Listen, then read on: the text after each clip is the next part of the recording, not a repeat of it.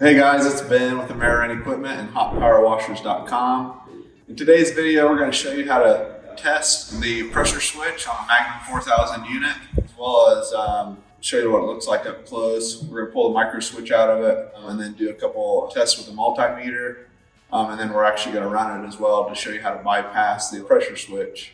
Let's get into the video. All right, guys, so we have this Magnum 4000 unit. This is actually a brand new unit. This is a pressure switch. It's already opened up. This is actually the one that we sell on our website. So you can check out the link there at the bottom of the page for the pressure switch. But we're going to show you here. We got it opened up. We took off the front cover, which looks like this here. So you just pull it off. There's 4 screws that hold it on. And then as you can see inside there, that's the micro switch. And on the bottom there, that's what activates the micro switch by water pressure from inside the pump.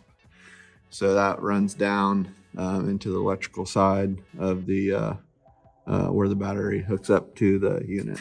We kind of have a couple of things that you need to do the testing here. We have a multimeter, some alligator clips. You can also use a screwdriver as well, and then a light just to show you inside the pressure switch.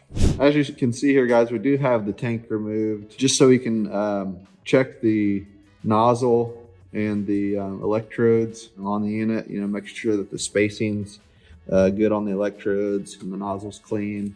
You can access it, and you can also see the flame that comes up when you're testing the unit. I mean, you can obviously hear it. This allows you to make any adjustments that you need and things like that. So you just do that by removing. There's 4 screws all around the bottom of the coil that we pulled off right there. And then there's a lift sling right on top of the coil. You can just pull it right off and gain access to this. Obviously, you do have to remove your hoses that run to your pump and all that. But once you do that, you can just lift the tank right off. All right, we got Eli assisting me here. And just kind of FYI, we do have a battery hooked up to it because obviously you can't test it without a battery. So we do have a battery run to the unit. So there is live power to these wires inside this pressure switch. Eli's just going to go ahead and pull out the micro switch inside so we can show you first how to test it with a multimeter. All right, so that pulls it out. Just make sure not to shock yourself if you have it hooked up to a battery by touching the wires together. So we got the micro switch pulled out. So Eli's going to grab the multimeter. And what setting do we got this multimeter set at? Switching it to continuity. Okay, just put on the continuity here on the multimeter. We're just going to test it, make sure that the micro switch is good inside that unit. So he's going to go ahead and do that right now. And you do have to test it by activating the switch on the bottom once he has it. As you can see, he's pushing it in now. He doesn't hear anything, so he has to hook it up.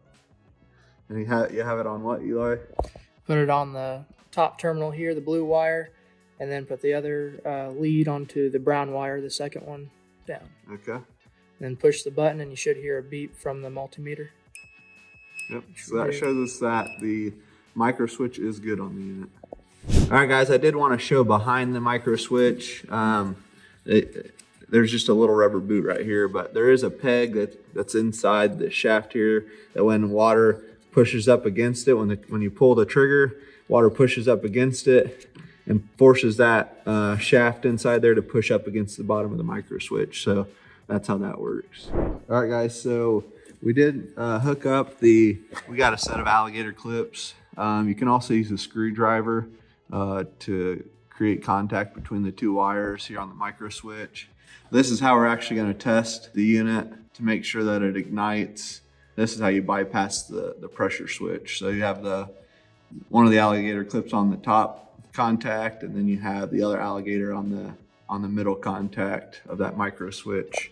And like I said, this is going to allow us to test it without water running through the unit, and it just bypasses that pressure switch, so we can see if there's any flame and make sure that the burner's working like it should. Actually, I did want to mention too, make sure when you're pulling off that tank, this is a thermostat that you have to pull off just by unscrewing this, and then it'll come out of the pipe.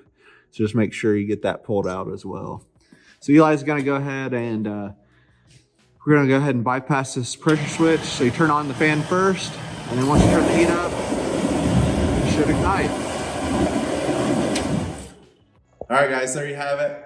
that is how to bypass the pressure switch on your Magnum 4000 to test your burner.